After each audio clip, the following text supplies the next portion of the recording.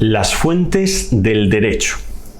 Bueno, seguro que si estás aquí es porque estás empezando a estudiar la oposición, estás estudiando este concepto relacionado con el derecho y no entiendes muy bien lo que es. Así que no te preocupes, te lo voy a explicar detalladamente y detrás mío vas a tener el esquema con el que te voy a guiar. Pero si te quedas hasta el final, vas a poder tener un regalo que te quiero dar, ¿vale? Así que quédate durante toda la explicación y ya verás qué regalo. Bien, en primer lugar tenemos que hablar de ese concepto, ¿vale? De fuentes del derecho. ¿De dónde viene? Pues viene desde el artículo 1 del Código Civil, ¿vale? El artículo 1 del Código Civil nos dice que las fuentes del ordenamiento jurídico español son la ley, la costumbre y los principios generales del derecho. ¿Qué es lo que pasa aquí? Bueno, las fuentes del derecho no es otra cosa, nos tenemos que imaginar como una fuente, ¿vale? Imaginaria, como que emana, que nace algo. En vez de agua, nace pues echa normas, ¿vale? Es decir, es el concepto que debemos de tener en cuenta, que es de dónde nacen las normas, ¿vale? De dónde nace la ley, la costumbre, o de dónde nace todo esto. Pues nace de aquí, ¿vale? Las normas nacen de la ley, de la costumbre y de los principios generales del derecho. En primer lugar, tenemos que hablar de ley, ¿vale? De ley en términos generales, ¿vale? Porque ley, hablamos de ley como si fuera normas, ¿vale? Cuando en términos generales nos referimos a una ley, hacemos referencia a todo el conjunto de normas escritas, ¿de acuerdo? Como pueden ser leyes orgánicas, leyes ordinarias, reglamentos, ordenanzas, lo que sea, ¿vale? Nuestro ordenamiento jurídico que esté escrito. Entonces, esto debemos de tenerlo en cuenta porque hace referencia a la ley y luego, en segundo lugar, a la costumbre. Y parece que se deja de lado a los reglamentos o se deja de lado a cualquier otro tipo de norma escrita. Y no es así, es como que engloba dentro de ese primer punto de la ley a todas las normas escritas. Por tanto, ya nos está diciendo que encima de todo están las normas escritas, ¿vale? La fuente principal de nuestro ordenamiento jurídico, es decir, de todo el conjunto de nuestro sistema de normas de nuestra sociedad, está la ley. En segundo lugar está la costumbre y en tercer lugar los principios generales del derecho. Y en el segundo punto del artículo 1 nos dice que carecen de validez las disposiciones que contradigan la de rango superior o otra de rango superior. Es decir, si una costumbre contradice lo que dice una ley, a pesar de ser también una fuente del derecho, la costumbre no va a tener ningún tipo de validez, ¿de acuerdo? Eso es lo que nos está diciendo en el segundo punto.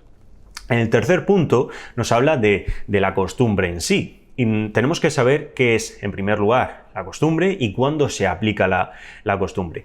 Tenemos que saber que la costumbre es, a diferencia de la ley, una norma no escrita, ¿vale? Que pues a raíz del uso repetido de una determinada conducta, pues se llega a una costumbre. Y esa costumbre puede llegar a generar un derecho, puede llegar a generar, pues como veis, una fuente del derecho, como una norma, ¿vale? Pero que no está escrita, no está recogida en una ley, en una norma y no está publicada en ningún sitio, sino que, pues por ejemplo, el conjunto de un pueblo tiene costumbre hacer algo y eso pues ya es como una norma.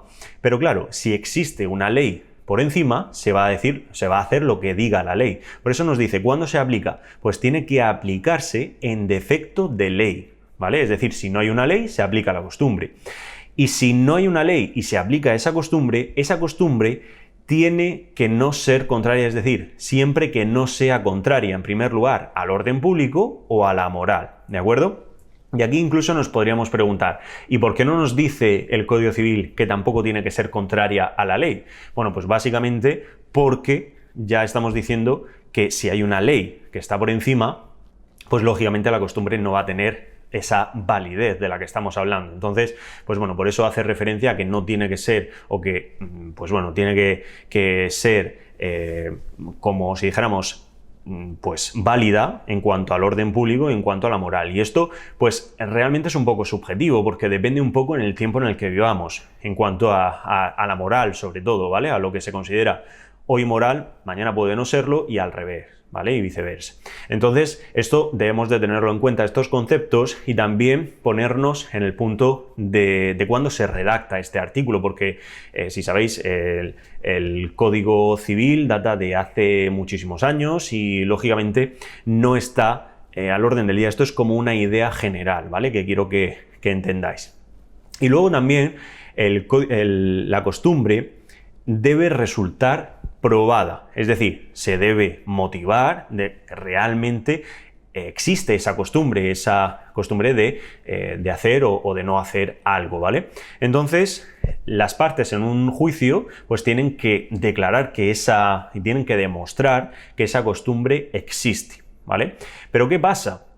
Que hay un tercer sujeto en un juicio, ¿vale? Que puede ser el juez, ¿vale? Que en este caso, pues va a determinar, va a litigar en ese caso y va a decidir. ¿Qué es lo que ocurre? Que si el juez conoce esa costumbre, no hace falta que las partes la demuestren, esa costumbre que existe, sino que el juez directamente la puede aplicar de oficio. Y eso es importante también a tener en cuenta. Vale, pues nos pasamos al en este caso al cuarto punto del artículo, en el que nos habla de los principios generales del derecho.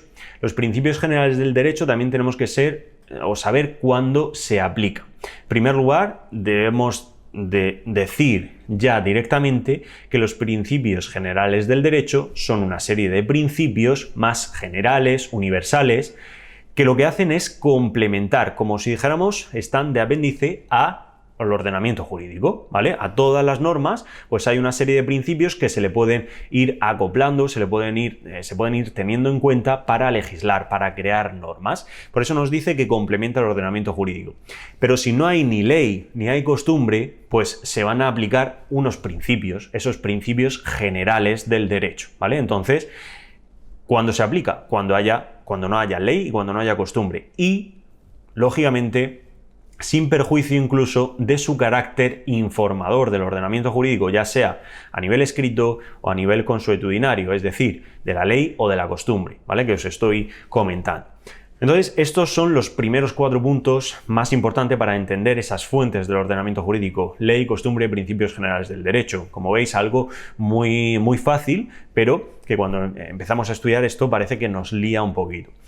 Nos tenemos que ir al quinto punto, al sexto y al séptimo, que son más sencillos, pero que también tienen algo a tener en cuenta. El quinto nos habla de los tratados internacionales. Bien, pues las normas que se deriven de esos tratados internacionales se aplicarán en nuestro ordenamiento jurídico de forma primaria incluso, es decir, vamos a imaginar una pirámide de nuestro ordenamiento jurídico. Encima de todo está, pues ahora mismo, la Constitución española, ¿vale? Bien, pues si ese tratado internacional es publicado en el Boletín Oficial del Estado, cogemos ese tratado y lo llevamos al punto más alto de nuestra pirámide jerárquica imaginaria. Sin embargo, si ese tratado internacional no se publica en el Boletín Oficial del Estado, pasará a ser subsidiario, ¿vale? Secundario. Entonces, eso es lo que nos está diciendo. No serán de aplicación directa hasta que no se publique íntegramente en el Boletín Oficial del Estado. En el sexto punto nos habla de la jurisprudencia. La jurisprudencia no es otra cosa que los jueces lo que hacen es interpretar la ley. Y aquí nos está hablando que el Tribunal Supremo lo que hace es interpretar la ley para ver que está acorde, en primer lugar, con la Constitución española o incluso con tratados internacionales. Vale, pues si hay algo que no se tiene muy claro de una ley y nos tenemos que ir a un tribunal para que nos diga, pues bueno, esto significa tal cosa y se aplica de esta forma. Pues lo que nos está diciendo es que la jurisprudencia también va a complementar el ordenamiento jurídico para ser aplicado en un determinado caso. Entonces, un juez, por ejemplo, si tiene que decidir, si tiene que resolver un determinado asunto y no le queda claro una ley, a lo mejor se puede ir a la jurisprudencia del Tribunal Supremo que resolvió y que declaró en una determinada sentencia tal cosa sobre esa ley y que le aclara al juez. Por tanto, lo que hace es complementar al ordenamiento jurídico. ¿Cómo? Pues a través de sentencias reiteradas del Tribunal Supremo.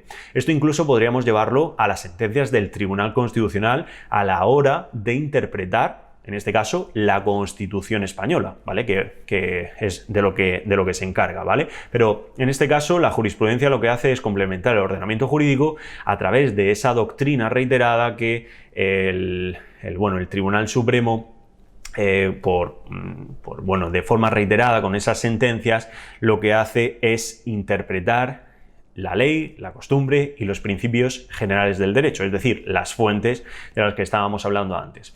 Y por último, tenemos que hablar de la obligación de jueces y tribunales de resolver todos los asuntos que le vengan. Tienen esa obligación de resolver cualquier asunto que se les presente y, por tanto, atendiendo siempre a ese sistema de fuentes que hemos dicho: ley, costumbre, principios generales del derecho. Si no hay ley, nos vamos a la costumbre, si no a los principios, y si no, incluso, pues si hay una ley y no se entiende muy bien o tal, nos vamos a las sentencias, es decir, a esa jurisprudencia, que es bastante importante y que complementa todo ese conjunto de normas. Como veis, en conjunto estos 7 puntos son el artículo 1 del Código Civil y son las fuentes del ordenamiento jurídico español, y es básicamente cómo funcionan todas las normas de nuestro Estado. Y aquí viene el regalo que os quería hacer. Este esquema que habéis ido viendo detrás mío os lo voy a regalar, lo podéis descargar a través del enlace que tenéis en la descripción del vídeo, y también os lo voy a dejar en comentarios para que directamente os vayáis y podáis descargarlo. Es un recurso súper bueno, ¿vale? Esquemático, como veis, una especie de infografía que os va a venir súper bien para estudiar este concepto. Y ahora, si os ha gustado el vídeo, por favor, le dais al like, dejáis vuestros comentarios, os suscribís al canal para tener más contenido de valor de este tipo, y también recordad activar la campanita del canal para poder recibir todas las notificaciones cuando subamos un nuevo vídeo y os pueda regalar mucho más recursos de este tipo. Así que nada más, me despido, espero que os haya gustado y hasta el próximo vídeo. Adiós.